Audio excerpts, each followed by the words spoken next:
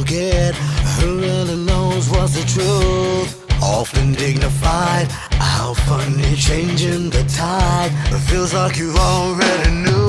That's the downfall, you would never run in circles. Feels like you already knew. That's the downfall, you would never run in circles. Feels like you already knew. Say Good evening, everyone. Our guest that we had scheduled for tonight has not made it to the stream yet. I haven't heard anything from him, so hopefully everything's okay. But that doesn't mean we're not going to do a show. Nope. No, indeed. We are still going to do a show. So, let me see. I just got a ding on my watch. That is irrelevant to what we're doing now. All right. So let me start the recording, and then we will proceed with the Liberty Talk.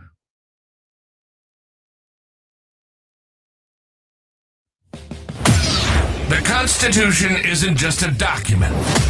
It's a blueprint for freedom. We're breaking down politics at every level, exposing government overreach, and going where the mainstream media surely won't. Join us in defending individual rights against the bureaucratic tide. You're listening to the Missouri Liberty Report. All right, folks, and we're back with another edition of the Missouri Liberty Report. Our guest that we had slotted for tonight has not. I contacted him this morning, and I sent him a show link, and I haven't seen anything yet. So maybe he's running behind. We'll give him some time, but we're going to start the show kind of on time, kind of not, but it's okay. We were giving our guests a little bit of time. I texted him a half hour ago or so and said, "Hey, I sent you the show link if you want to jump on a few minutes early." And I have not heard back from said guest. So we will proceed like we didn't have a guest to begin with, because that's how we roll here. Okay. We got a lot of different stuff to talk about tonight. I do want to review because I want to get Brandon's thoughts. I did a short episode Friday night talking about this bill to ban Sharia law here in the state of Missouri.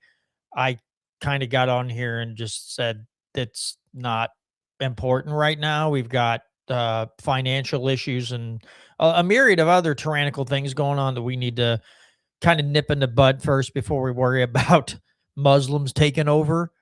I don't know. That's just me. I know some people are really, really worked up about it. Sharia law, they're always like, there's just some Muslim clerics hiding behind bushes waiting for you not to pay attention so they can enact Sharia law in your town. I'm just not that worried about it, folks, especially in the rural areas, like I said Friday night.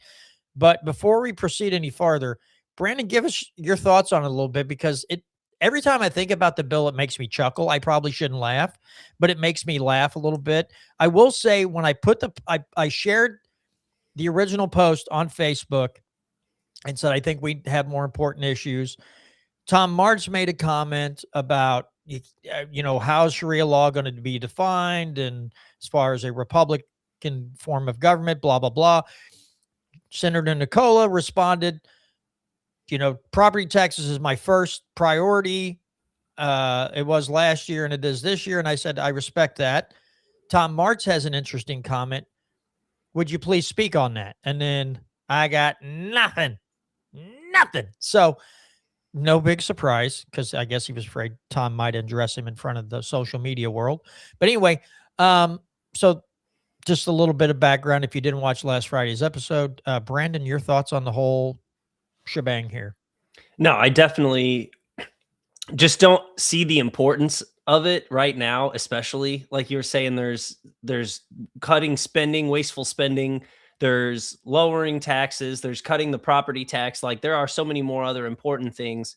And for this to be a focus of Republicans in the state house, I think it's just a pandering act to the base, because again, we have a Muslim mayor in New York, and there is no Sharia law being enacted in New York. And so if you're going to talk about a place with a higher Muslim population and a Muslim mayor and not having Sharia law, I don't think a very Christian conservative state like Missouri, and like you said, especially the rural areas, worrying about Sharia law. No, we're worried about property taxes, and we're worried about wasteful spending with a DESI and wasteful spending in the healthcare industry. And so, yeah, very bottom of my priority list is Sharia law. And like Tom was referencing, is like how is that even going to work with the Constitution we have? You think a bunch of Muslims are going to convince Americans to rewrite the Constitution and allow for all of the things that, again, I'm not a super big expert on Sharia law, but I know that like a number of the doctrines that in the Hadith or Quran that a lot of the Muslims follow, they don't work well with individual liberty or freedom. And so again, I again, super bottom of my priorities of worried about, and wish the legislature would be aggressively tackling more important things. Yeah, Tom sent an interesting text a few minutes ago. Said, doing a little digging into some of the more obscure stuff about Sharia law, and I found this little ditty. It is prohibited by Sharia law for a Muslim to charge another Muslim interest in money that they loan to them. That is so anti-American, we should definitely ban that practice. So Tom doing some digging into Sharia law, something that I never thought I'd say on this show, ever. I never thought Tom Martz and Sharia law in the same paragraphs, book pages. Never thought I'd say those words, but here we are, folks. It's 2026 and Tom Martz is investigating Sharia law. So all the Muslims better be watching out. Tom's on the case, guys. Tom's going to be a constitutional scholar and a Sharia law scholar if we're not careful, if they're not careful, which would be funny. Can you see Tom Martz at like some big Muslim gathering talking to them about how unconstitutional Sharia law is? That would be wild. You got to admit, that'd be pretty freaking wild to see. I would go watch that. I think we should also announce something if you want to, Brandon. The Missouri LP is going to have their, their yearly. It's our state convention. Yeah. Yes, convention. Do you want to announce? Sure. The news real quick. So I'll forget. I'm afraid I'm going to keep forgetting to bring it up like as time goes on. So give us the rundown. Yeah. So the Libertarian State Convention is on March 21st this year in Jeff City. And we have a Spike Cohen is going to be our guest speaker, but he is appearing virtually, but he's going to speak to our delegation and do a Q&A, which is pretty cool. Not a QAnon, a Q&A. Not a QAnon, no, a Q&A. Yeah. But also, who else is going to be speaking there? Oh, yeah, the big one is Tom Martz. He's going to be speaking on behalf of the Locke and Smith Foundation and about Legiscore and the constitutional and how unconstitutional and constitutional some of our members of Congress are. So going to be a very interesting talk there. Very excited about that as well. Absolutely. I have never went to a convention, but when I heard Tom Martz is going to be there, I was like, sign me up. And then Spike Cohen's just like an added bonus. If you don't know who Spike Cohen is, do a little research. Also know that he started the You Are the Power nationwide kind of network. If you guys remember, it's been a few years. I had Jason Lyon on with me 2 times. Jennifer and Jonathan Williams on with me 2 different times to talk about the Hernandez family and some of the other things that You Are the Power has done to help people out who are being trampled on by whether it's, a city government or by children's services. They do phenomenal work and they get a lot of people from all political aisles working together for a common goal. It's something that Spike has built, of course, with the help of others, but it was Spike's kind of baby. And they've done phenomenal things. So if you don't know about that, Spike Cohen, go to youarethepower.net. You can check out stories there. They got a little merch you can buy. You can donate money to the cause. But they are phenomenal. In fact, at some point, I want to get somebody else on because Jason is no longer with the organization. He had to get some of the irons out of the fire because he was a very busy man. So I want to get somebody else on there from that organization on the show to just give us some updates on some other things they've been doing. So I've emailed them. It's been a while and I didn't get a response. So I may just text Jason and say, hey, bro, can you give me a name to get in contact with to try to get somebody from that organization on the show with us to talk about some of the awesome things that they do. So, yeah, exciting stuff for the Missouri LP.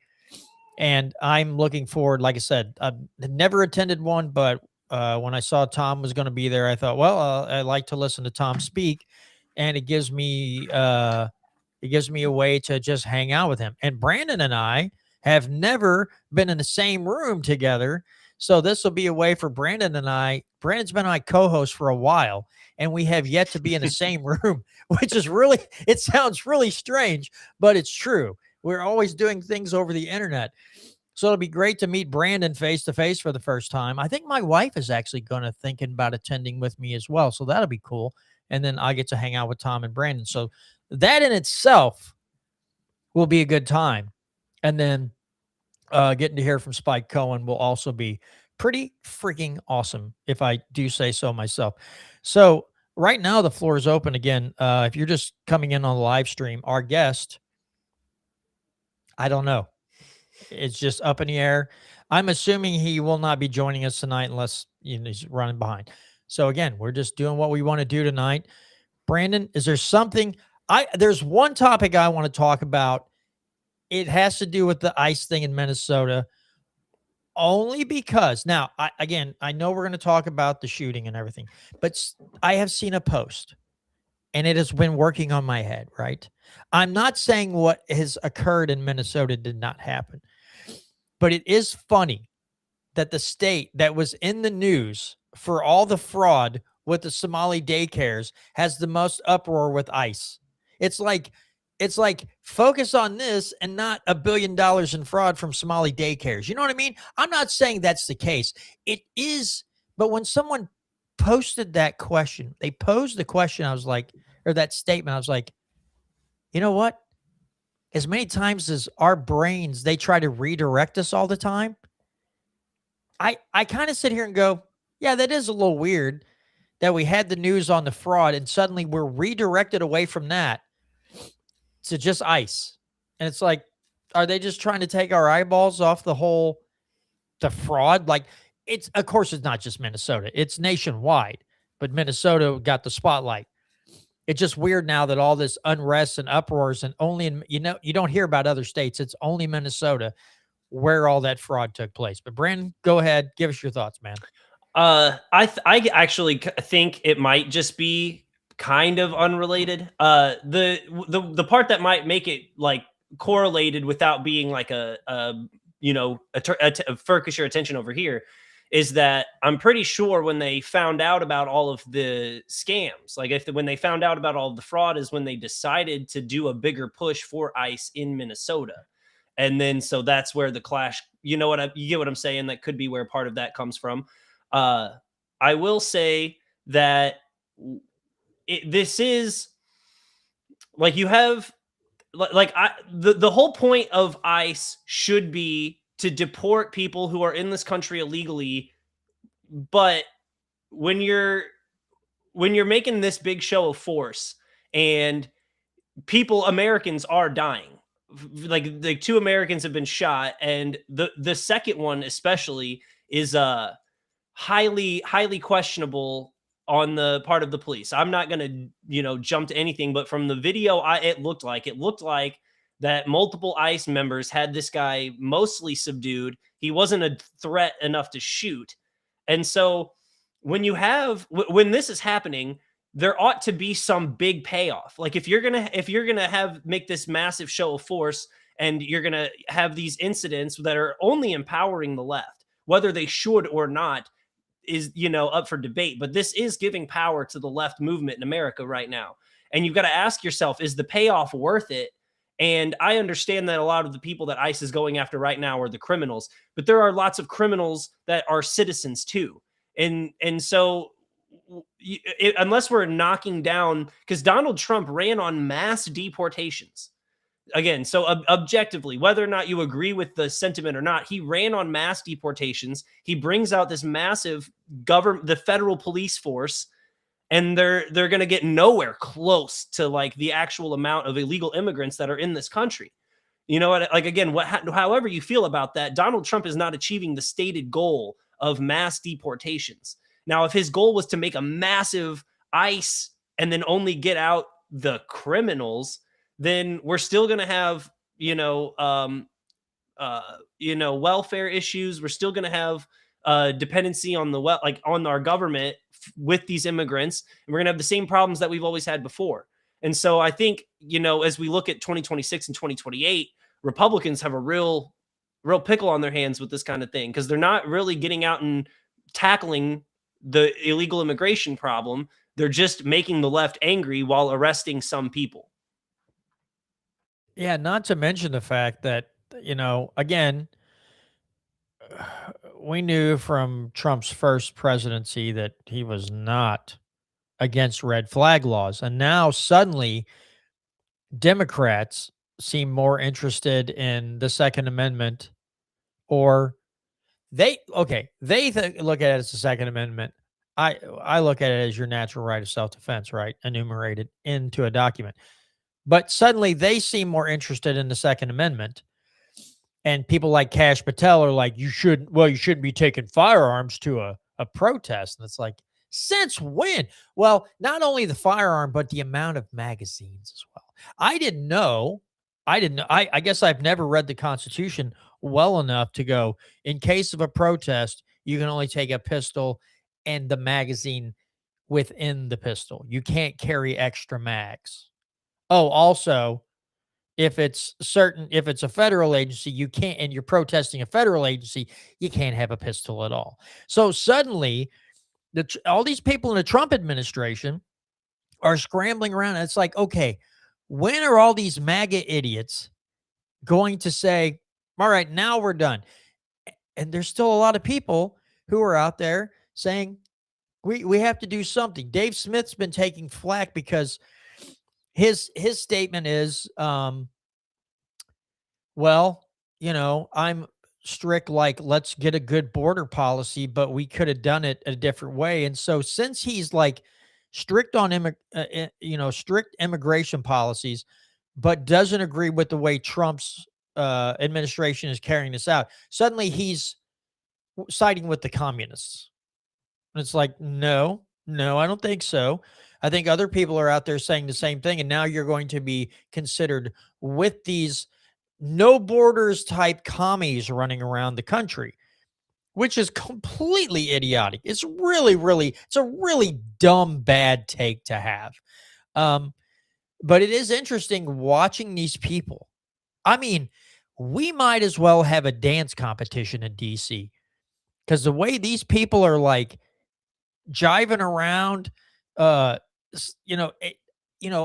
Biden was in office, if there was any mention of passing gun laws, all these people became apoplectic. They lost their minds. Oh my God, you can't take our firearms. The Second Amendment, blah, blah, blah, blah. And they'd froth at the mouth. You thought they were all chewing on like those effervescent tablets, right?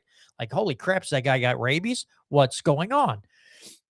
Now, because it's Trump, well, you shouldn't have had a firearm at a protest. And now they're just as bad as the Democrats, because Democrats love pulling out the word semi-automatic. And so Christie, they had a semi. Well, no kidding. Most pistols are semi-autos. You have revolvers.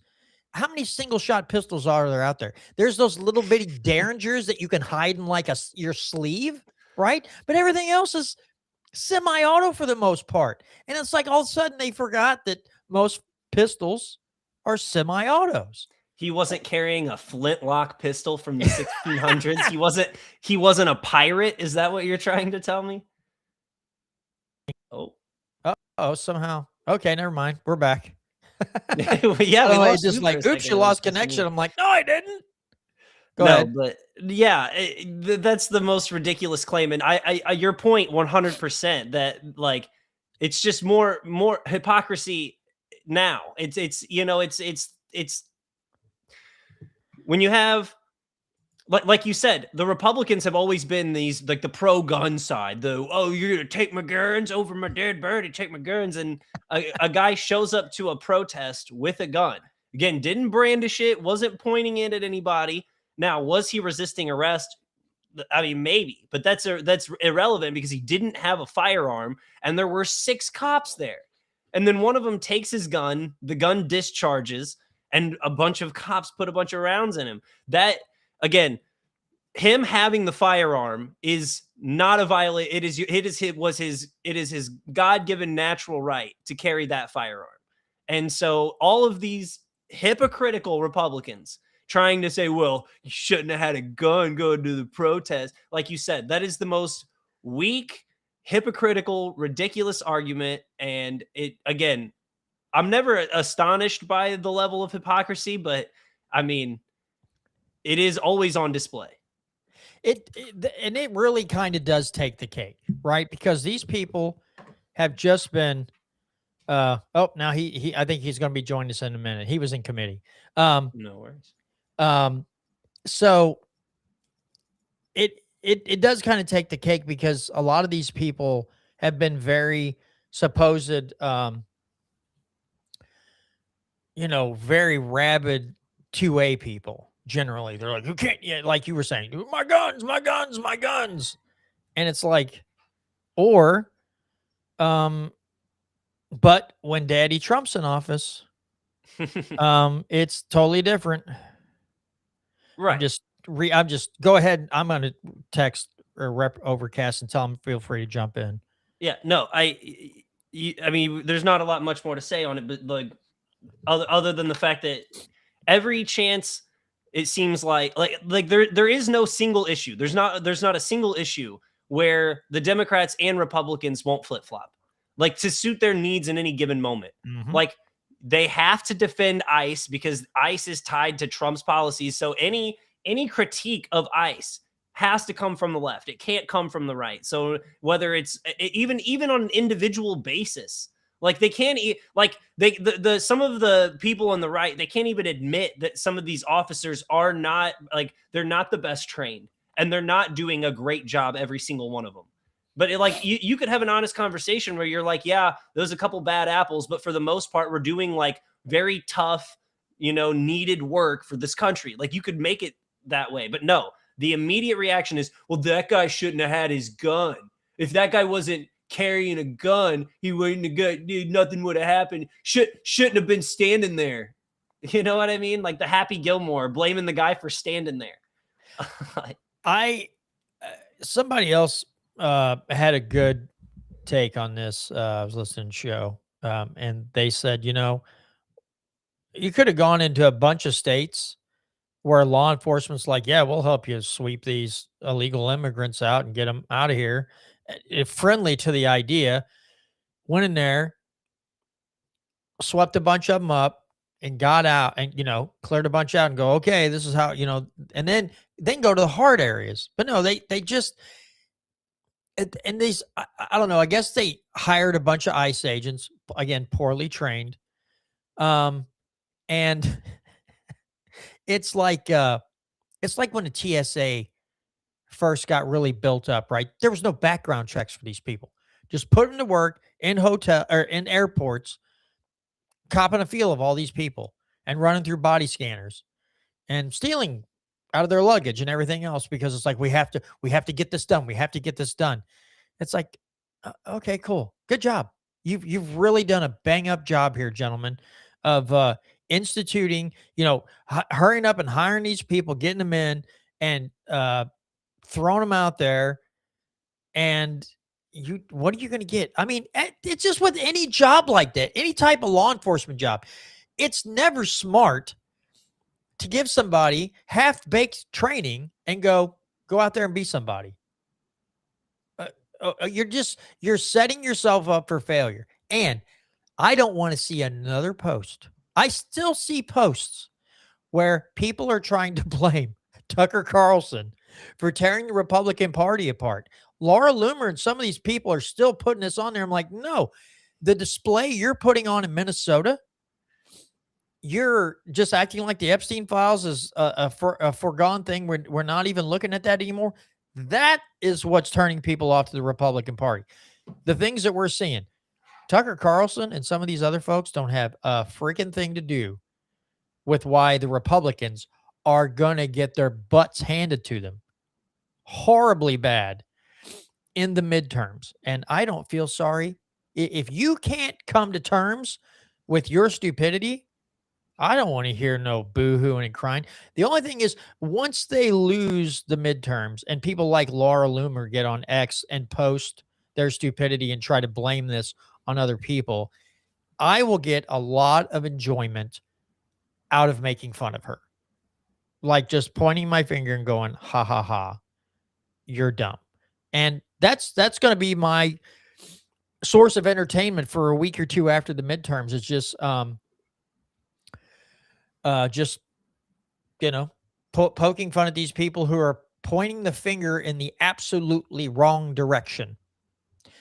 Shady says, is it true ICE trained in Israel? I have heard that Israel does train some of our folks for different job duties, that they send some over to train with Mossad. I have heard that. I've never really read up on it, but I have kind of seen some people reporting on that. I don't know. I think that this is just the most poorly thought out, poorly constructed planning, just like everything else they seem to be doing right now. It's just like, hurry up, hurry up, hurry up. We have to put on this dog and pony show. And we'll do it in the worst way. It'd be like putting the most awful band on stage and also handing out tomatoes, and then go, why are they throwing tomatoes at the band? It's like, because you put on a horrible act, and ICE was putting on a horrible act, and people are upset. I don't keep up that much with all the coverage. I just saw this latest shooting, saw some of the clips and then see people like Kash Patel, Kristi Noem, and some of these other idiots coming out there and trying to make excuses for someone seemingly being executed on the street. And I just go, now I'm waiting for the MAGA people to respond and see how many people are going to, well, he should have done better. He should have laid sprawled out on the concrete and shouldn't have tried to do push-ups while agents are on him, or whatever kind of reason they can come up with to blame this guy, they're doing. And anybody with more than 2 brain cells to rub together should not be believing anything those people say to them. Yeah. I don't know how else to word it. You know what I am really hoping doesn't happen is that if this leads to the downfall of the Republican Party, then whenever right now there is some sort of a split between people who think Trump is, the next, savior, and the people who are willing to criticize him. But what I would hate to see is that when Democrats take back over, if Democrats sweep in 2026, and then if they happen to find someone to run for president that can win in 2028, then you'll have it's easy for the big name conservatives to just knock on Republicans or knock on Democrats. It's easy for the Eric Dartys and the Gunther Eagleman and Cat Turd. It's easy for them to take what the Democrats put out and make it look stupid. What you have to remember in times like these is what the Republicans do when they're in office. This should be an encapsulating moment. You've got a regime change in Venezuela, basically. You've got they're prepping for another attack on Iran.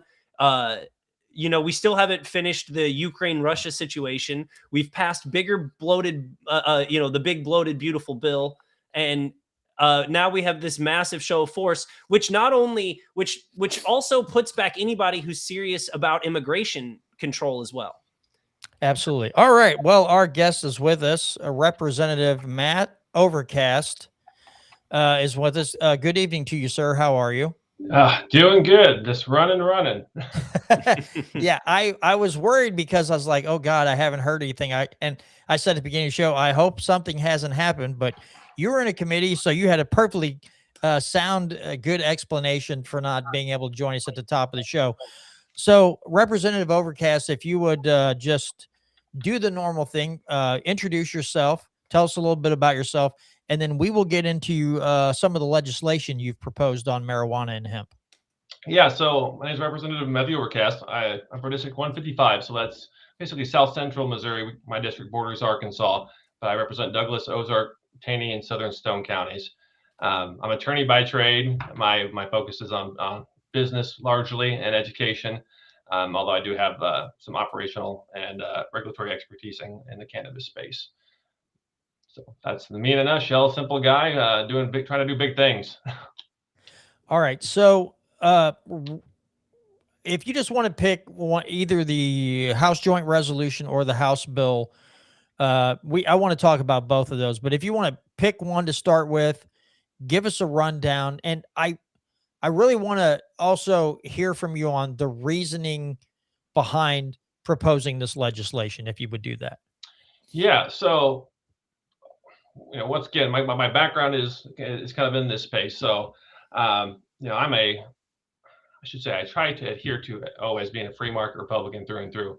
My core is I absolutely hate monopolies. I don't care if it's regulated utilities. You pick your monopoly. Casinos. I just don't have the energy for each one of them all at the same time. So let's pick our fights and pick them smart. But yeah, so HJR 106 was kind of, it's very similar to the initiative petition that is out. In fact, it might be verbatim. I've been working with a lot of these individuals in the hemp space for quite a while. I was never a big proponent of having marijuana in the Constitution. Now, I am a veteran. I'm a firm believer in alternative therapies, and the kind of the hypocrisy that with our federal government on what we've admitted has medicinal benefits, but have not allowed the general public to access without criminal charges. But that's a whole other soapbox speech. But anyway, cannabis has personally touched my life and the life of some of my family members as an alternative, a therapy where pharmaceuticals didn't cut it. So, I knew it would be a part of my focus coming to the legislature. But I filed this bill to undo the corrupt monopoly that we currently have going on. If we were going to regulate marijuana, it was kind of I wouldn't say it wasn't an oversight. The legislature in years past should have taken up the issue, as uncomfortable as it might have been for them with their preconceived biases, and put it into statute if that's what you wanted.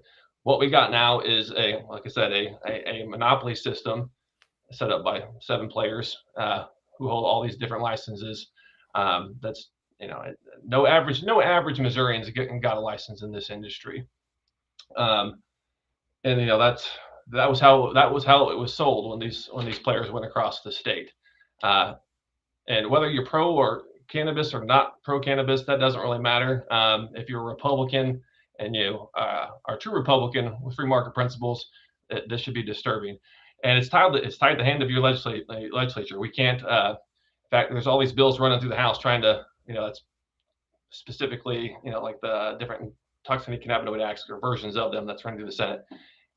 We have defined in the Constitution what is and is not marijuana, and who has regulatory authority over marijuana and hemp. And so what they're trying to do is unconstitutional. I mean, the voters passed it's in the Constitution. We have a definition of what marijuana is. But essentially, this HJR 106 just proposes a new regulatory scheme that eliminates a lot of different aspects of the bill, but leaves a good portion of it, or I should say, of the previous or the current amendments, and it leaves it to the legislature to propagate rules. The way it's structured, it just makes sense. You want your legislature to be able to pivot and adjust as the market demands. And if we see issues with implementation, that's our job. We're supposed to be legislating. But currently our hands are tied with a lot of it. So this is a chance for us to kind of right the wrongs of the past and hopefully get something good accomplished. I will say, I covered this Amendment 3 before, when they were out getting the petition signed to get it on the ballot and everything else. And I know there were a lot of people talking about how the people who were walking around with the petitions had no idea what they were having people sign. There is a business a couple towns over. They sell some hemp related products. And I asked them, they're like, do you know anything about Amendment 3? And they're like, well, we've heard about it, but we don't know. And I said, tell your owner, if he's smart, that he will tell everybody to vote no on it. We had warnings out there when it was being when it was going to hit the ballot. Ethan Thampy was one of them, saying that look out, they're going to go after Delta 8 and Delta 10 hemp products. They want to drive everybody to the dispensary, and they want to eliminate their competition. This is what this constitutional amendment would do. And it blows my mind, Representative, that people would pass something and put it in the competition, or I'm sorry, the Constitution, that would limit the people instead of government and its agencies. We literally put something in the Constitution that limited the people, which the Constitution is not there to do, to limit me. It's to limit the size and scope and power of the state government. And that was pretty mind-blowing to me. I got pretty irritated seeing that it passed. But are there, I kind of read a little bit of an overview, but I don't have the best, my short-term memory is not the best sometimes. I get it. I'm there with you. So what are some of the things that you want to see? Were there some things in one of the bill, a bill or something that about like how many plants you could grow, about some licensing and things like that? Is that something you were looking at doing as well? Yeah, I mean the HDR prohibits license caps and ownership limits. Once again, free market principles. Let businesses compete. When businesses compete, the consumer wins, and that's what this should have been about. But yeah, so there's no fixed. The way that it was drafted, or should they say Amendment 3, and the medical amendment, it should have been those were supposed to be a floor, not a ceiling. It was my understanding, but that could have been how they were pitching it, just to get it sold. But anyhow, so with this HR 106, we're not doing license limits. Let the free market figure it out. And it restores legislative authority. So that's that was a big one. Inevitably this session, you'll see me stand up on the floor and saying, you can't do that because you passed it and it's in the Constitution. So I'm looking forward to that moment. But it preserves strong due process protections. Lawful use cannot be just a lot of the good stuff that was put in there. It can't justify searches and seizures. I mean, it just makes sense, right? THC present alone is insufficient proof of impairment. No asset forfeiture. A lot of that good stuff's still there. But it's going to regulate it just like its respective industries, right? So, alcohol and tobacco. That's cannabis. I would argue with anybody any day that alcohol is more dangerous than cannabis. Hands down. I've never seen or had to prosecute. I say I haven't prosecuted. I've never had to defend or see anybody have to prosecute somebody who was high on cannabis and was touching their child. But I can guarantee you that there's a lot of cases I can point to where alcohol is a problem. So let's just what Amendment 3 did and the medical amendment did wasn't legalization. It was overregulation, skewed and sprinkled with a little monopoly on top. And that's not what I'm about. But we got the in the HJR 106, we got the it still prevents discrimination in employment. Obviously, you still can't be high at work. They can still be discharged for that. But in your personal time, they can't tell you what you can't do. That just makes sense. I mean, if we have it medical, that's how it should be. It does extend out the time frame on the cards. I think some of them 5 years, and there's I think some language in there for maybe lifetime cards. This whole thing is all about money making scheme, has been from the get-go, and that's the reason people got excited. They're like, cannabis legalization, let's go for it. I was actively out there with some of the individuals lobbying against Amendment 3. People were like, you're pro cannabis and pro veteran, like, what are you doing? Yeah, well, read the writing. I'm the forgive me, I'm the ass on the committees that In fact, I was just on this committee. I scrutinize every word and every comma because it matters. So if there's something undefined, I'm going to be the one to find it. So I was screaming at the top of my lungs, but unfortunately, a lot of the cannabis community and a lot of the veteran community, everybody was just excited about having access. So voters didn't dig in and really do their due diligence, and now we are where we're at. There's a lot in that bill, but like I said, I tried to leave as much of it as possible to actual, the state legislature to actually make the rules, because that's where it should be. And then if you don't like the rules, you can unelect us. That's the great part about this republic. Yeah, I will say, and then I'll let Brandon take over. I will say I have heard from a few that have either were running for office when this is pre-medical marijuana. There was some type of meet the candidates. You had the Republican, the Democrat, and the Libertarian, and medical marijuana came up, and even recreational came up. Now, the only person out of the three to say anything to me that was intelligent was the Libertarian candidate when he said, our body has no spine. They should just get it over with and just get something done. And if they're not going to, then give that to the people and let them decide. But, a lot of the blame went on the legislature, which you pointed out earlier, is that nobody wanted to touch it with a 10-foot pole. And it is infuriating how backwards and how ancient our legislature can be sometimes with this like old school thought. Now, if you want to go old school, like let's go constitutional, they're like, well, wait a minute now, we don't want to go that old school. But they get themselves tied down, especially on things like marijuana and some other things. I know there have been people working on legislation to help get where people could use psilocybin for PTSD and stuff like that. Let's get something like that passed and enable that. Got a And bill a for lot that of too. people are like, huh? So I got a bill for that too. Awesome. So, and it just, I think it freaks people out when you talk like, well, you just want people going around tripping. Like, no, but what is it? Is it Washington University is already doing studies with it and having some phenomenal success? I mean, FDA designated psilocybin assisted therapy as a breakthrough therapy back in 2018. This is in the same boat as cannabis. Actually, there's more studies on the therapeutic uses of psilocybin than there is, even cannabis. I should say, at least stateside. There's a lot of Israeli studies, but funded by U.S. money. But I agree. I hate hypocrisy, and I didn't get elected to file cute legislation. Because I won't lie, since a lot of the reporting on this has been terrible, the St. Louis Dispatch and some things like that. It's like, oh, it's the loosest cannabis regulations in the entire nation if it were to get passed. Well, that's because we still have to make some of the rules. But it's like I said, I got elected to work on hard topics, and I've gotten some flack from people in my district.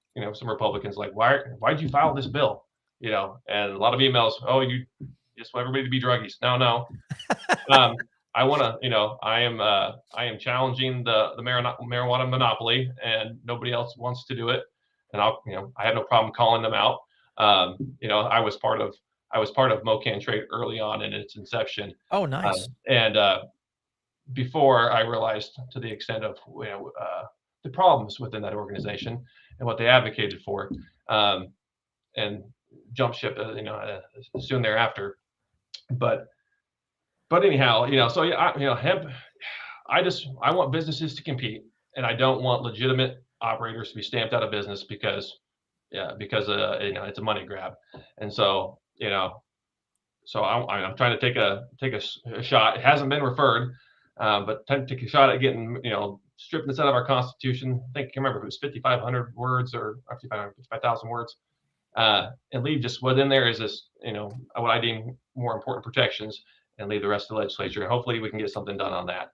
But that's HJR 106 in a nutshell. But we could probably spend an hour or two even talking about that whole thing. Go ahead, Brandon. Just a couple questions. First off, I just think the 6% state tax rate on marijuana for recreational use is outrageously high. And I didn't know if there was any sort of way with any of these bills or provisions to like possibly tackle that 6% tax rate, or is there Mhm. any talk about that, or is that pretty much just a moot issue at this point? The 6% tax. I'm trying to. What does HDR 6 say? 106 say about that? I've got like 30 bills, so I can't keep track of it all.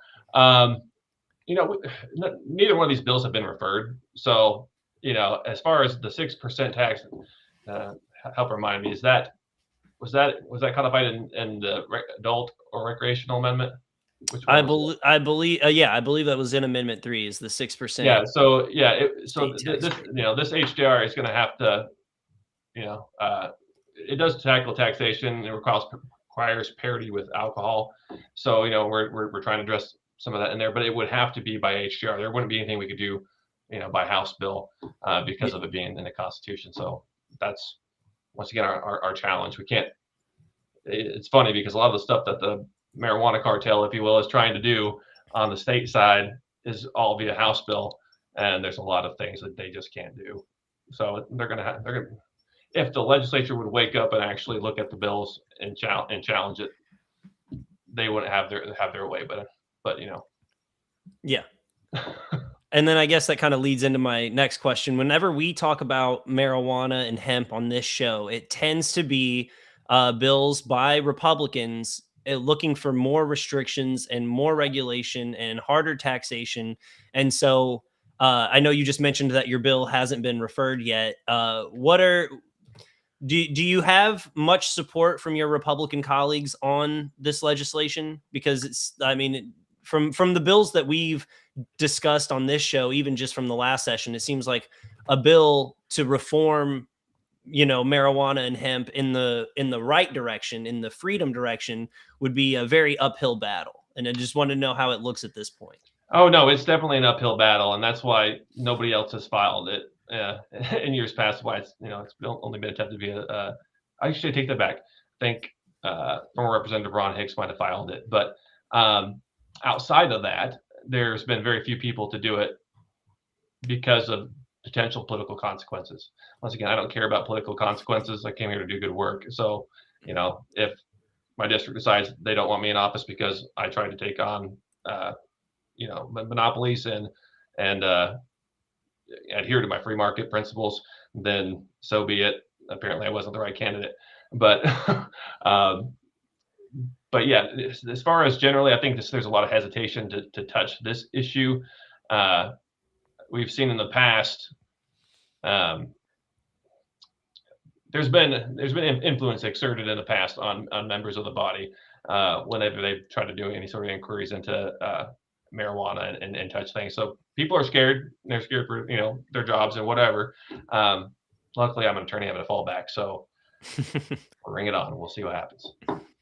Okay. Well, I do know, I don't remember if it was this session or last session. I think it might be this upcoming session. Someone had a bill that proposed that they would treat, the state would treat, or they would regulate the advertising of marijuana and hemp products and treat them like tobacco products. So no billboards, no nothing.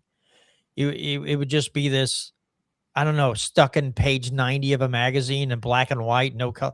But yeah, somebody was literally trying to propose a bill that would control the advertisement of how they wanted to treat it like tobacco as far as advertising went, which I thought was like completely bananas. I thought, boy, of all the problems we have in the state, you think advertising marijuana is like way up there because I balanced budget or lower taxes and less spending that's more my wheelhouse, right?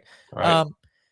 So as far as hemp goes, because of what got passed and seemingly is going to just handcuff the hemp industry, I don't understand it. All these supposedly pro farmer, it doesn't matter it's a state level or at the national level. You would think, well, man, hemp could be a really a great cash crop. You wouldn't have to grow corn or soybeans all the time. You could try growing hemp, which is a very, very usable, multi-use agricultural product. You think, well, open it up and let it, the hemp rope, the hempcrete, clothing, all these things, oil, all these different things, petroleum products. You can Yeah, make all that ethanol. out of hemp. Yeah. Yeah. Yeah, And nope. yeah, can we talk about that for a second? I mean, Yes, absolutely. I mean, freaking hemp. I mean, oh my gosh, it's such a fantastic crop. As you said, it grows great even in Missouri's rocky ground, but it produces and, I'm trying to recall these numbers, but I think corn produces about 330, maybe 340 gallons per acre. Hemp, as far as ethanol production, hemp is like double that. It's like 660, and it's not as hard on the soil. I mean, there's just so many great benefits to hemp. Um, Unfortunately, when one crop is so versatile, it threatens all the other ones. So once again, you get into this whole power struggle and piss and match of, you know, protecting their own. So I mean, they haven't seen it yet, but I mean, I'm sure if we were to get some good stuff going, that's a little bit less restricted, you might see some opposition from the different corn, soy, whatever. Oh yeah. Um, but but it's fantastic, and yeah, there's some serious. I've been advocating to the governor, have been since I've taken office, about how we need to be focusing on, there's all this talk about wanting to grow the economy of Missouri, and exceptional growth, I think maybe was the term he used. Well, if we're going to do that, cannot keep advancing policies that stifle business and stifle innovation, and you can't continue to ignore hemp. I mean, it is undeniably a beneficial crop that every Missouri farmer should. This could save legacy farms. Mm-hmm. And honestly, that's one of the early on when my family was wanting to get involved in this, and I said nope, not until they get some restrictions or get some framework in place, so that way there's some protection for the industry generally. But this is cattle lanes. If we start expanding into the different markets, allowing seed, I got a bill for it to allow commercial seed and, or I should say, hemp seed and commercial animal feed, which we passed out of committee last year and we have reintroduced. That's another viable alternative. And excitingly enough, I got an email from back from the Missouri Department of Ag, and they said, yeah, you can do this. It's been approved, by AFCO's feed definition, which that's a whole other topic. But when they wanted to fight me on that, I gave them the paperwork. I was like, look, this has been approved for laying hens. Why can't we do this? And I was doing it for that, horses and equine things we didn't eat outside of the, obviously laying hens. And they're like, no. Well, they conceded to my position. So, hopefully we'll see some movement on that. But, we really need to be doing more with hemp.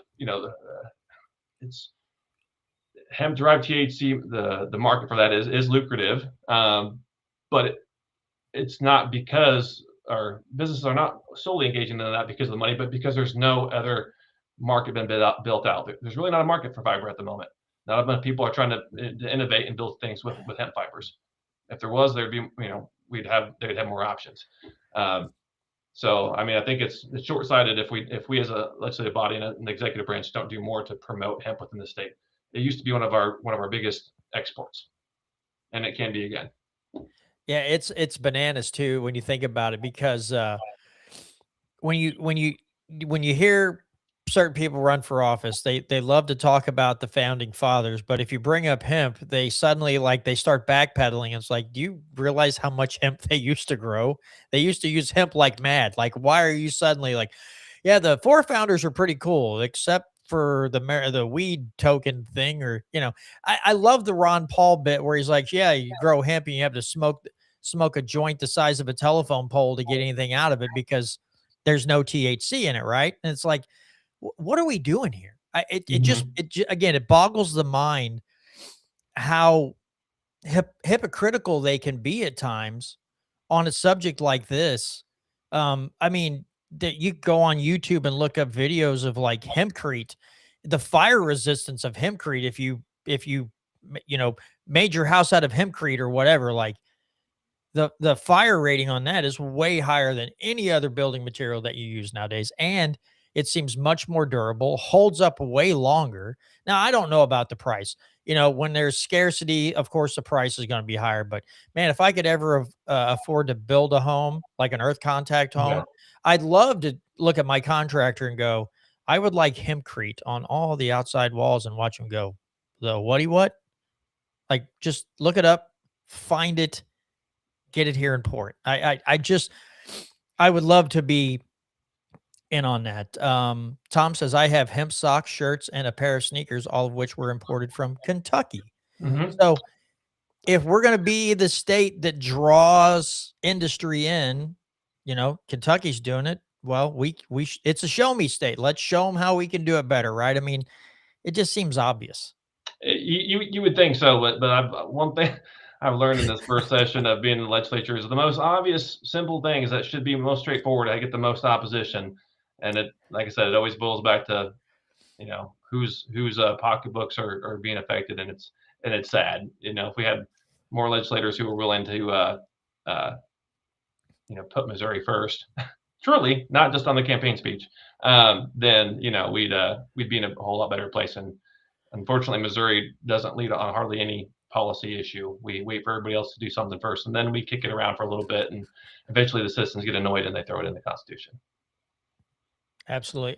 One more thing from me. And this is just a general question. This doesn't have, it does have to do with some of the legislation that you've proposed. How much, okay.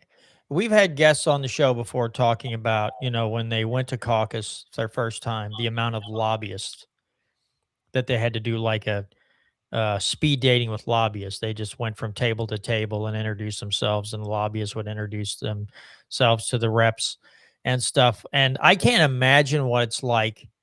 I can't remember the guy. There's one name that always gets blurted out when we talk about this topic. The big name here in the state of Missouri, who does everything to keep the monopoly on marijuana, was a really good friend of Governor Parson.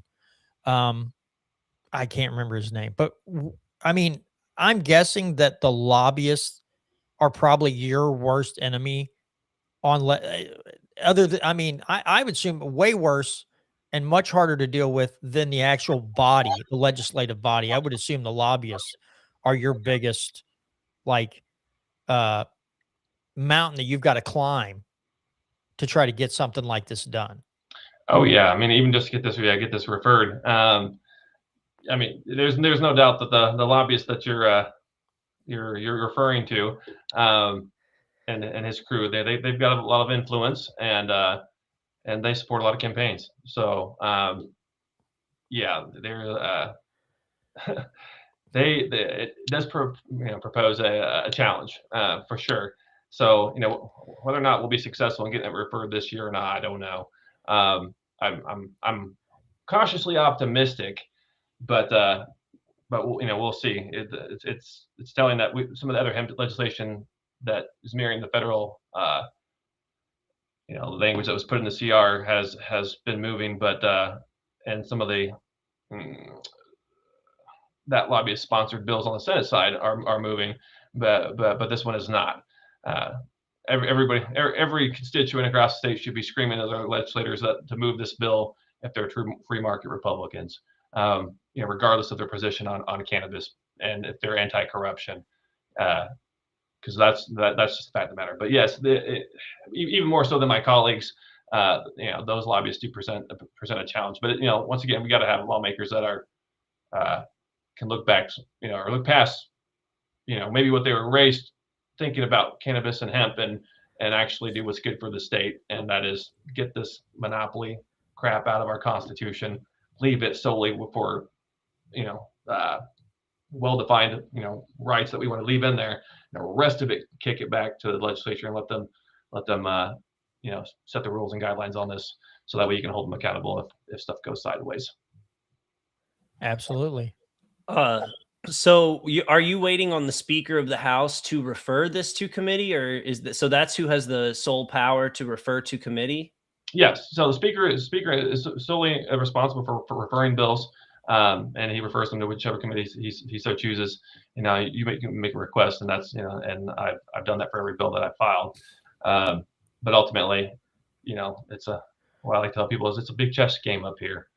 What moves, what doesn't move, and it's part that intellectually intrigues me because I like chess. But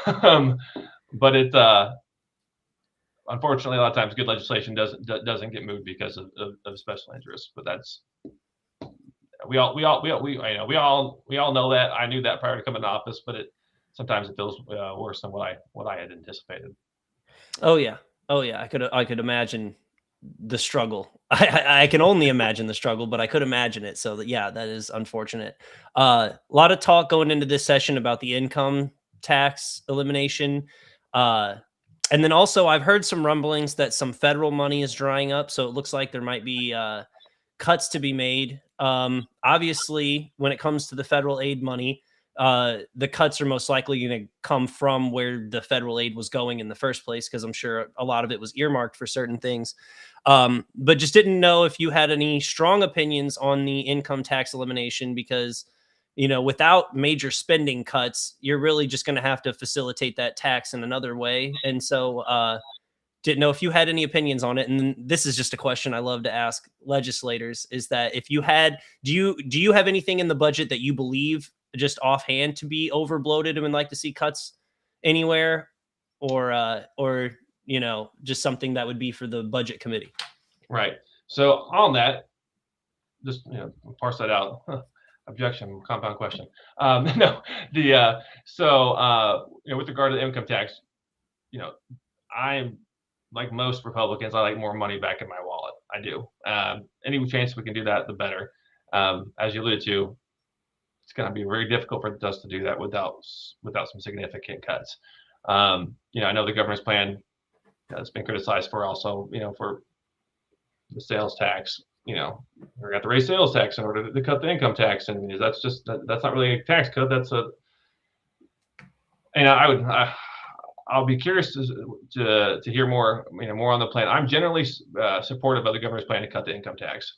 What I don't want to see is a huge spike in sales tax. Consumption taxes really don't work for my rural district.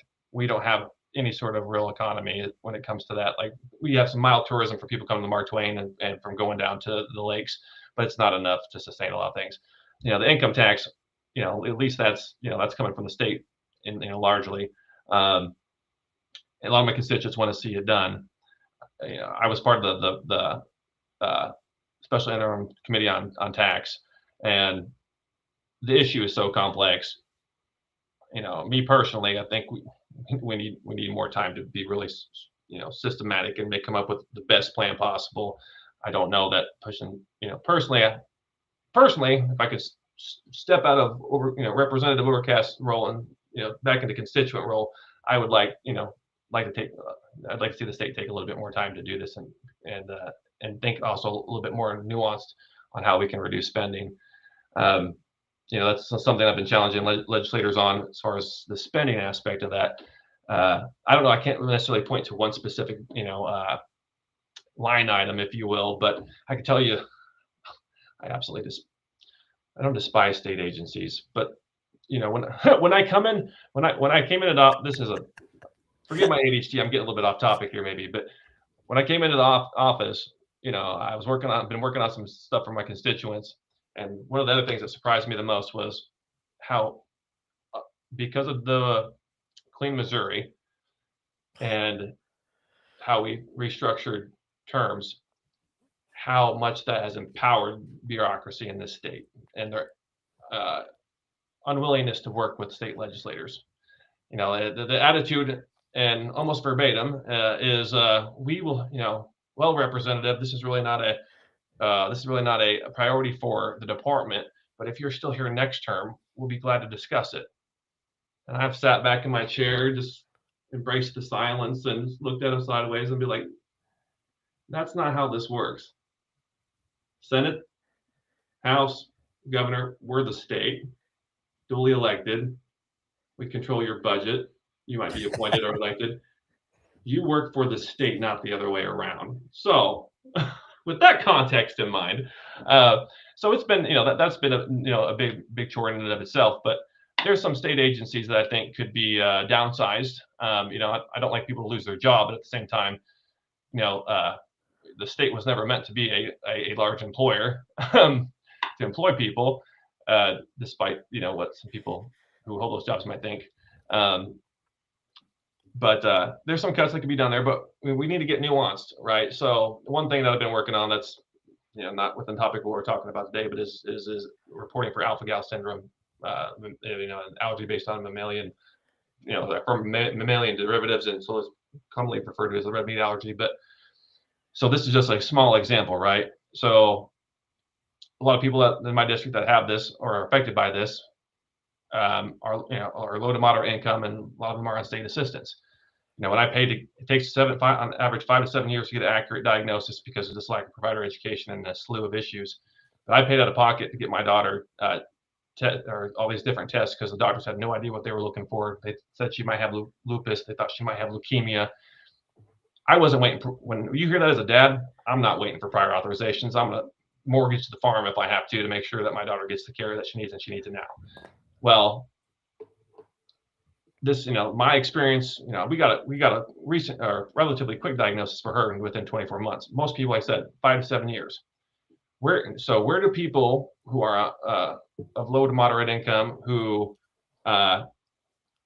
whenever they get sick, where do they often go for care, especially given the issue with the provider shortage? Urgent care and the ER, the most expensive places to get health care. If we can identify alpha-gal syndrome earlier, there's a lot of people that go there repetitively because of the fact that they have, they're having anaphylaxis or different allergic reactions that they can't pin down anywhere. I know what I spent on my daughter's testing over the 24 months. What are we spending in Medicaid dollars that could otherwise be saved and reallocated towards stuff for all these other individuals who have no idea that they have it, right? So there's, it's significant. So, but when you think alpha-gal syndrome, you don't think saving tax dollars that the state is spending. But there's a lot of issues like that if we can just make some common sense reforms that we'll see, we'll be able to save, millions in the budget. I mean, I'm not joking. But the problem is people look just solely at line items, and they don't think about policy, how we can draft policy to fix real issues that affect real people, but will also reduce spending. So, I mean, we'll see. So I don't have one thing I can point to, but off the top of my head, I mean, I'm sure if I seen the budget, I could go through there with my little pen and start crossing some stuff out. But we're going to have to cut spending if we're going to have a serious conversation about cutting income tax. We cannot continue to spend like the state has for years. I just real quick on the subject of, provider shortage. One thing I would love to see Missouri do is get rid of that ridiculous certificate of need. Got a bill for that. I hate it. I hate it. It's so you have to ask permission of other hospitals to build a hospital. Well, of course they're not going to want competition. No, of course, that's a no-brainer. And all these states have this certificate of need. I don't remember the numbers. The amount that we're short on hospital beds, I believe, is 1,100 and something. So many MRI machines, so many CT machines, things like this that you could probably get out into the more rural areas and provide greater coverage across the state. But because you have to ask other hospitals for permission to build a clinic, you can't. I don't know how you think that we'll just, we'll expand Medicaid, we'll do these things, it'll get you more care.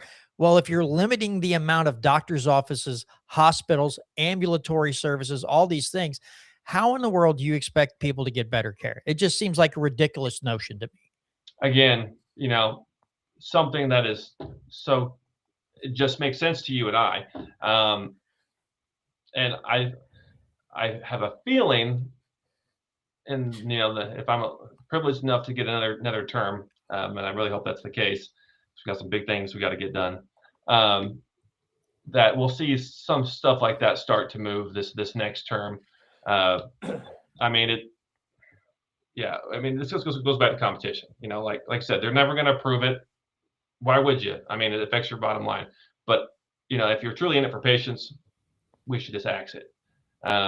It was funny because I'm on JCAR, so the Joint Committee of Administrative Rules, which I love. And I love wrecking agencies days on that, there on that.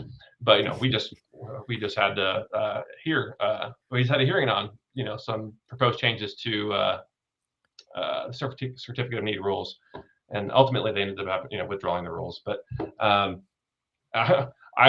was fixing to speak and say, well, hey, does anybody else have a comment? And I want to be like, yeah, I have a comment, but it would be, let's just abolish this thing from the get go. So yeah, no, I have another, I have a bill for that. Hopefully it'll move next session. I don't see it moving this session, but yeah, there's a lot of things like that I've really focused in on. And healthcare is a big one for me and for my district. And once again, I support transition of practice for nurse practitioners. And there's a lot within that collaboration statute that I'm trying to axe, that I filed as standalone bill. So I have a real healthcare crisis in my district outside of just the healthcare shortage. I mean, I've got one clinic that's supervised by, or 6 clinics that's supervised by one provider that's come out of retirement 3 times. He's 80 and he's terminally ill. The day that he passes, I have thousands of patients without who can't be seen because the nurse practitioners don't have a collaborator, because Mercy Cox, they're not going to allow them to collaborate. So it's an independent physician. Well, there's an extreme shortage of those anymore. And there's these match.coms, if you will, that will provide collaborators with nurse practitioners, but they won't work in the state because of this arbitrary, you got to have a provider. Your provider has to come and be on site for 30 days supervising that nurse practitioner before they can leave and do a distance collaboration. Every nurse, and I've talked to hundreds at this point that have a practice that I've talked to, when I had them raise their hand, I said, listen, if your provider actually came and was there for 30 days and adhere to this requirement, raise your hand. Nobody. And so, the biggest complaints outside of patient access and wanting to practice within their full scope that I hear from the nurse practitioners is the extortion of the fees that some of these providers charge because they can. Like I have one rural healthcare clinic that they're charging $3,000 a month for him to sign off on the 10 or 20% of charge, whatever it is, and he's not even doing that. So, as a free market Republican, I don't want to have to legislate. You can only charge so much per 100 patients. That's not what I'm here to do. But if we can axe that arbitrary 30-day requirement, boy, that's going to be huge for our rural communities and healthcare access in this state. Because then all of a sudden we thrust all these providers that's in Kansas and Oklahoma who might be licensed in Missouri who can collaborate via distance, via video services. They can we thrust them all in the marketplace and drive that that cost down through competition. So I look through everything through a competition lens. So that's just me. People like competition doesn't fix everything, and I'm like, well, it fixes 95% of it. Absolutely. Yeah. One question that we got from the comments, which I personally am passionate about, is Defend the Guard Act. Are you familiar with Defend the Guard? Defend the Guard Act. I've read thousands of bills, it feels like. So no, I'm not well versed, but if you give me a little it's a very short bill, so I'll just, without reading the definitions, I'll just read the bill in its entirety. Notwithstanding any other provision of law, the Missouri National Guard and any member thereof shall not be released from the state into active duty combat unless the United States Congress has passed an official declaration of war to explicitly call forth the Missouri National Guard. The governor shall take all actions necessary to comply with the requirements of this section. Nothing in this section limits or prohibits the governor from consenting to the deployment of any Missouri National Guard member under Title 32 of the United States Code. So basically, it just because the most recent military service members that were killed in Syria, I believe, were National Guardsmen, and then the ones killed in Jordan last year or the year before were also National Guardsmen. And so this is just a good way of protecting Missouri National Guard. This is, in my opinion, a good way of protecting Missouri's National Guard from being put into combat zones without Congress making an actual declaration of war.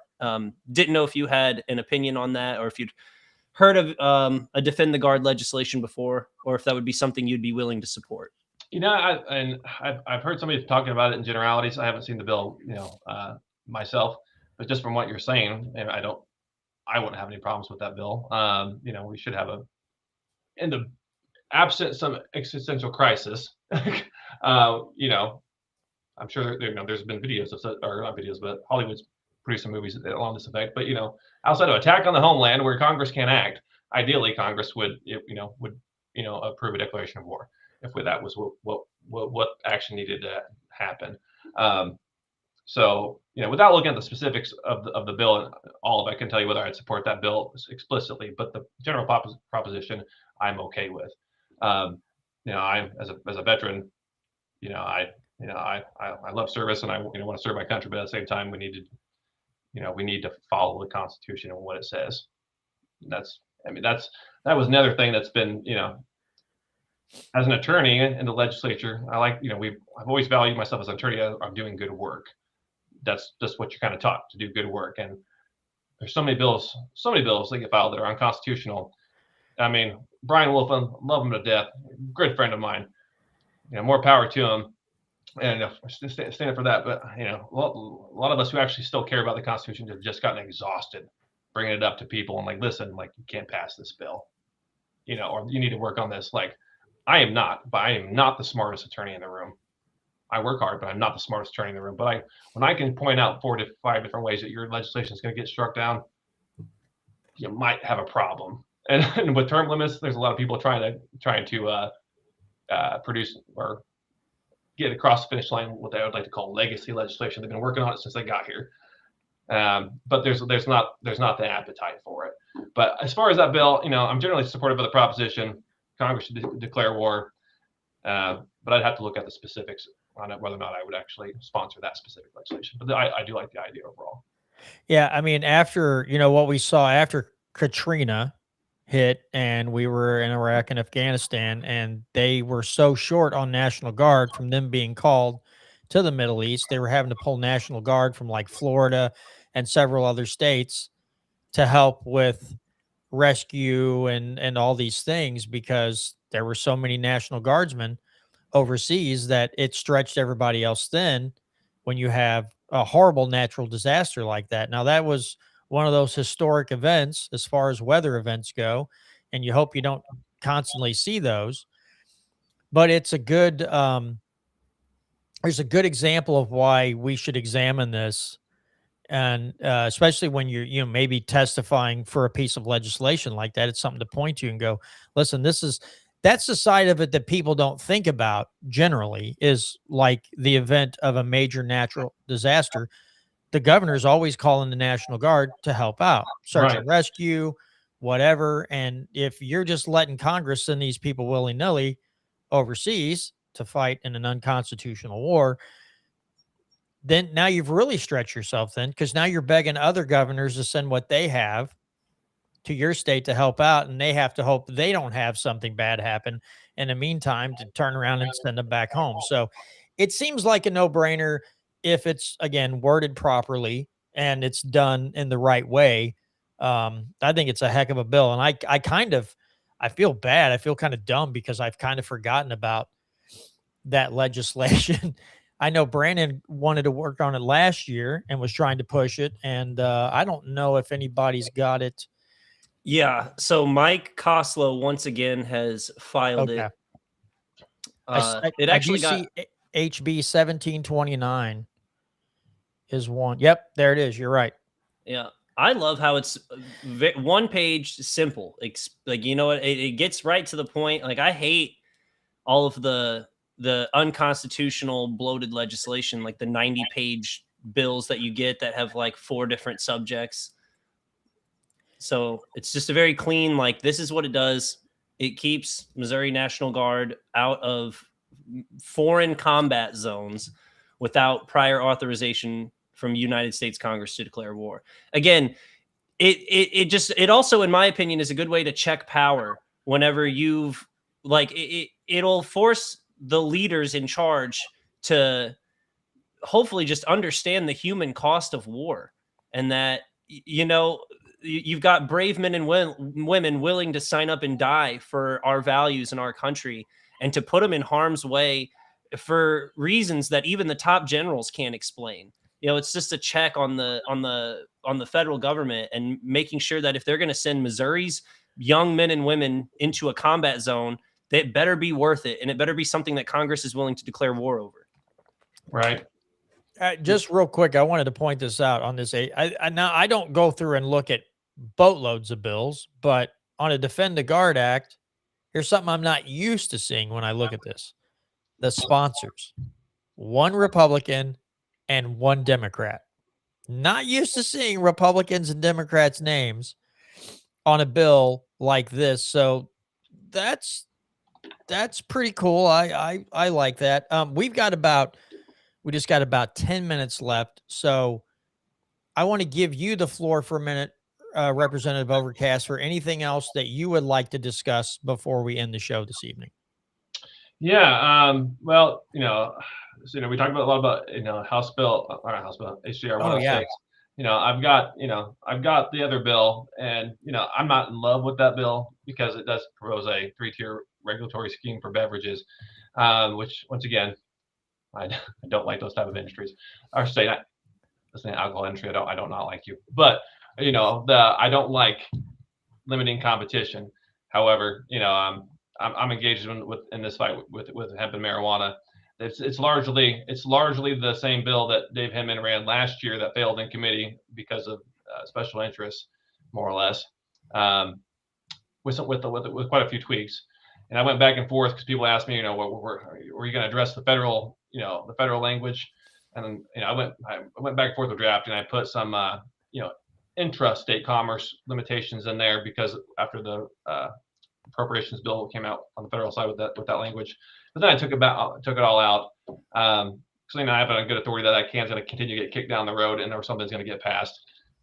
Trump's signed executive orders with regard to CBD and THC, medications and the like, and he was kind of one that kind of opened the door on a lot of that, and it would be bad, I think, bad for him if he started to walk that back. But I'm more of I'm a statesman through and through, so I say screw whatever the federal government says on that. If they're not gonna come knocking down our door outside of the marijuana cartel. They're not gonna come knocking down our door to enforce rules against hemp when marijuana remains federally illicit and hemp is, up until recently, is legal on the federal side. They've had softened congressional enforcement. I just don't see it. So as a state, I'm trying to press forward with that. It's got all the good stuff in it, age gating and all the stuff that people want to see as far as protecting minors and all that. And that the industry wants to see it to legitimize the industry and not be stamped out of business. And of course, I propose different agencies to kind of oversee some of that. We'll see if it moves. I hope something moves. But I'll be deeply engaged in this fight. But check out, I'd encourage people to check out, all the bills. I do some tort reform act like stuff. Just, generally, it's not what I came up here to do. But anytime that I can make some reasonable reforms with regard to litigation, trial lawyers have gotten out of hand, and trial lawyers are not behind anything that is Republican in nature, generally speaking. And but I'm so thankful that you guys, allow me to come on. I apologize again for being late, but anytime you have a question or you want to talk to another freedom-loving mind, I'm here to let you pick it, and I'll give you my unfiltered, unpolitical, whether it damns me or doesn't, opinion one way or another.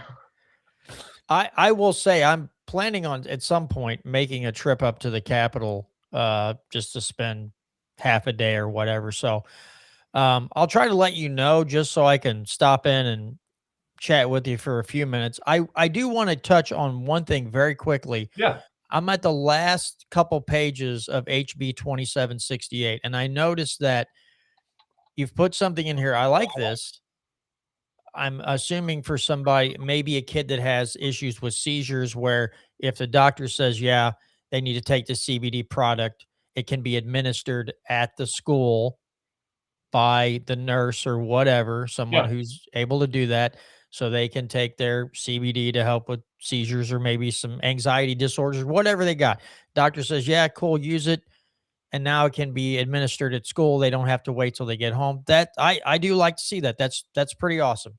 Yeah, no, there's a lot of stuff like that I'm always looking outside of the free market principles. I'm always looking put my education hat on, and try to figure out how we can because it's medicine. That's what it is.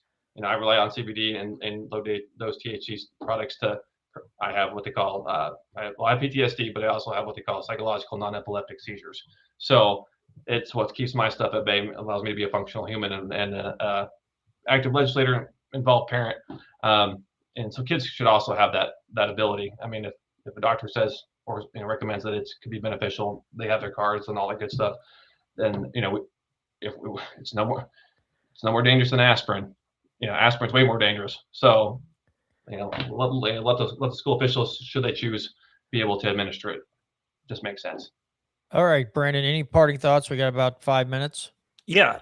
So if we wanted to help you get some of your legislation across the board, in particular, the HJR 106, are there other representatives that we should possibly be calling to get them on board with this legislation to push it? Or should we just be calling the speaker himself and trying to do which approach do you think the people at home should take for helping you move some of this legislation and let their representatives know that they want to see this bill? Both is good. So in my limited time here, so far this year I've hosted 2 advocacy days. I think the hemp advocacy day is next Wednesday. I'd encourage everybody that can show up to the Capitol. It's very easy for people to ignore phone calls and dodge emails and ignore you that way. But when you show up and you say, and especially if you show up informed, this is why this needs done, and you emphasize the importance. If you're a true free market Republican, and last I checked, that was still the Republican platform. You should be supportive of this, regardless of your cannabis standpoint. I set this completely aside. This has nothing to do with my pro-veteran, pro-cannabis stance. This has to do with free market, anti-monopoly, anti-corruption, and not over-regulating something that is not more dangerous than what you have in your medicine cabinet at home. Just makes sense. So show up to the Capitol, if possible. Talk to your senator, talk to your House representative, ask them to co-sponsor the bill, ask them to send a letter to the speaker to refer the bill. All of those things matter, but showing up and making your voice heard is what's going to make the difference. All right, Representative Overcast, we we greatly appreciate you coming on. I know you had a busy day today. We appreciate your time and talking to us about all these different bills and different things that we'd like to see done here in Missouri. Maybe as the session wears on this year, get you back on and we can kind of recap. Feel free to reach out if these things get referred to committee or whatever. Please let us know. We can kind of put the word out to because depending on which chamber you're in, I believe the House you can fill out testimony sheets online, send them in. They'll be read at the committee, things like that. There's things that we can do to help promote this. But yeah, if they get referred to a committee, reach out to me, let me know. We'll put it out on the air and try to get people to fill out witness forms or whatever and see if we can't get this at least to the floor for some debate and some voting. That would be great. But yeah, just feel free to reach out to me. If you want to come back on the show at a later point in the session, again, feel free to reach out to me and we'll get you penciled in, brother. We appreciate your time. Yep, I'll absolutely do that. Thank you guys for your time again and have a great night. You too. All right, that is Representative Overcast. He is, again, pushing hard for marijuana and hemp reform. And we hope to see some of those things done because Amendment 3 is a big piece of, it's just a big dumpster fire. Yeah, big thumbs down, don't recommend type of thing.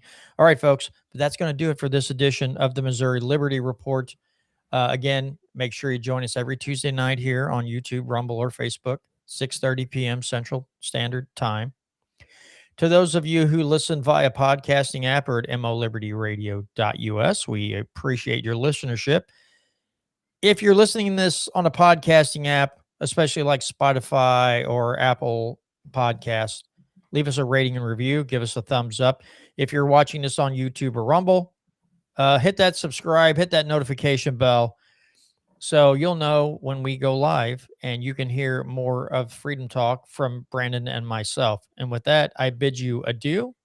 Have a great rest of your week, and we'll see you back here next Tuesday night at 6:30 for another edition of the Missouri Liberty Report.